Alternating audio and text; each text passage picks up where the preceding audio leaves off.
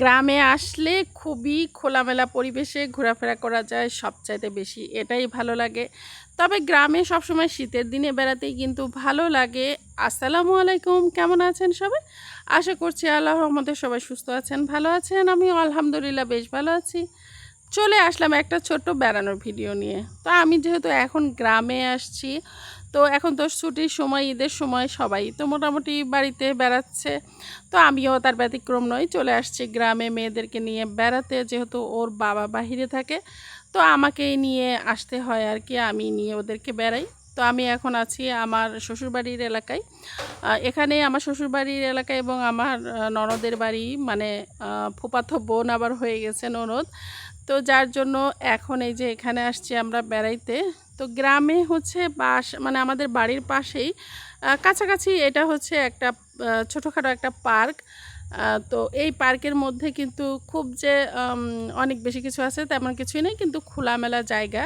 তো এই খোলামেলা জায়গাতে কিন্তু ঘুরতে বেশ ভালোই লাগে। তবে শীতের দিন হলে বেশি ভালো লাগতো, যেহেতু গরমের দিন ছিল সেহেতু কিন্তু প্রচণ্ড গরম লাগতেছিল। তারপরও আমরা বেড়াতে চলে গেছি, আর যে সবার হাতে একটা করে কিন্তু ছোট ফ্যানও ছিল।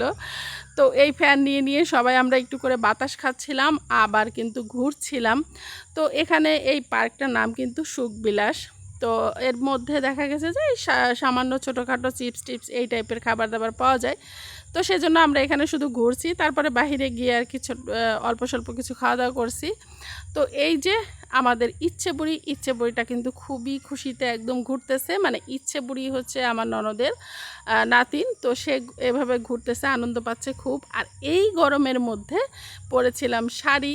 তো ওরা তো সবাই জামা পাজামা পরেছে, আমি পরেছি শাড়ি, আমার তো আরও বেশি গরম লাগছে।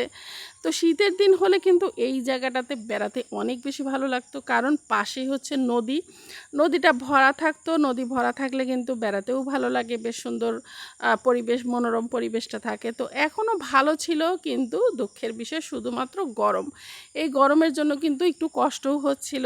তারপরে এই যে এদিকে দেখছিলাম শশা ধরে আছে গাছে, বেগুন আছে, এগুলো একটু দেখতেছিলাম। আর আমার পিছনে যে আসতেছে সন্ধ্যা, ও হচ্ছে আমার ননদের মেয়ে।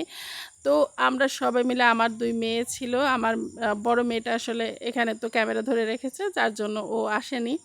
তো এদিকে আমরা কিন্তু এইখানে ছোট্ট একটা পুকুরের মতো আছে, সেখানে বসেও ছিলাম। তো এই পুকুরের মধ্যে কিন্তু বোট দিয়ে রাখছে, যেখানে অনেকে এসে চড়তেছে, চড়াও যায়।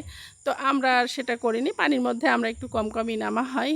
তো যাই হোক, এখানে তো বেশ কিছুক্ষণ সময় কাটানোর পরে আমরা ওখান থেকে চলে গিয়েছিলাম আরেকটু কাছাকাছি আর কি, ফুচকা, চটপটি এই ধরনের খাবার খেতে।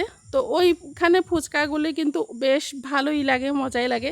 তো এই যে আমাদের ছাহিল বাবু খুব মজা করে খাচ্ছে এবং সে বলতেছে খুবই মজা হয়েছে। তো সময়টা খুব ভালো কেটেছে।